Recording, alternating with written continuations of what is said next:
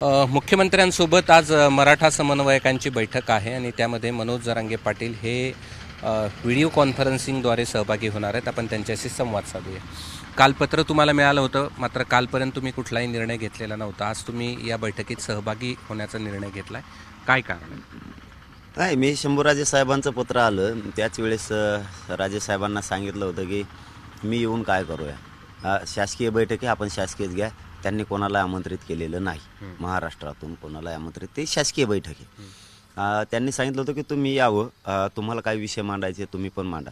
आता आम्ही विषय तर मांडलेत, 6 महिन्यापासून तेच करतोय आम्ही की विषय मांडलेले आहेत। म्हणलं अरे साहेब आम्ही तिथं येऊन काय करणार, तर आम्ही 4 शब्द दिलेले आहेत आणि ते तुम्हीच घेतलेले, त्यातले 2 शब्द राहिले ते त्यामध्ये ॲड करा, हेही सांगितलं त्यांना। याचबरोबर आपण असंही सांगितलं की आपण पूर्वी 4 दिवसाचा वेळ दिला होता, त्यावेळेस गिरीश महाजन साहेबांनी सांगितलं होतं 4 दिवसात कायदा पारित होणार नाही, 1 महिना द्या, आम्ही नोंदी घेतो, त्याचा आधार बनवतो आणि तुमच्या मागणीप्रमाणे कायदा पारित करून महाराष्ट्रातल्या मराठ्यांना आरक्षण देतो। आता तुम्हाला 54 लाख नोंदी सापडल्या, तेही विषय सांगितला। आपण सगळे सोयऱ्याचा अर्थ वेगळा केला, आईची जात धरली त्यांनी। आमचं म्हणणं आहे की सगळे सोयरे म्हणजे काय, जिथं आपलं सोयीरपण होतंय, जिथं नातं होतंय ते तुम्ही ते घ्या, कारण तुम्हीच तो शब्द घेतला आहे। तिथं येऊन हेच मांडणार आहे आणि तिथं ती लाईव्ह करून देणार आहेत का बैठक, कारण आणि मग मी 4 भिंतीच्या आत जात नाही, कारण मी समाजासोबत आहे। मग काय होईल ते आम्ही आमचं लढून मिळू या भूमिकेवर ठाम आहेत आम्ही। आता कळलं आज नेमका काय विषयावरती बैठक आहे, विषय कोणते घेतलेत आणि काय त्यांची भूमिका आहे हे आज क्लिअर लक्षात येणार आहे। तुम्ही व्हीसीद्वारे सहभागी होणार आहात आणि ते लाईव्ह करणार आहात? आता मी इथं समाजातच आहे, इथं व्यासपीठावरती आहे आणि आपण कधी खोटं बोलत नाहीत। त्यांना सांगितलंच होतं की आपण इथं आमच्याकडं सुविधा नाही आहेत, त्यांनी सांगितलं होतं की कलेक्टर साहेबाच्या मार्फत तिकडं ते येतील आणि सगळे व्यवस्था इथं अंतर्वलित करून देतील। त्यामुळे मी माझे कार्यक्रमसुद्धा काही पुढे ढकललेले सरकारच्या याच्यामुळे। इथं समाजासमोर आहे ना, सगळं हे समाज आहे। किती वाजता ही बैठक? 2ला कलेक्टर ऑफिसमधून येतील, 4ला बैठक सुरू होईल असं त्यांनी सांगितलेलं आहे। आम्ही हे बैठकीत काय होतंय हे तर बघतोय, पण आमचं मात्र बदल नाही। 20 जानेवारीची आमची तयारी फुले, आम्ही मुंबईला जाणार आहेत, कारण आम्हाला काय मर्यादात आम्ही सरकारला 6 महिन्याचा वेळ दिलेला आहे, सगळा मिळून आत्तापर्यंत थोडा दिलेला नाही।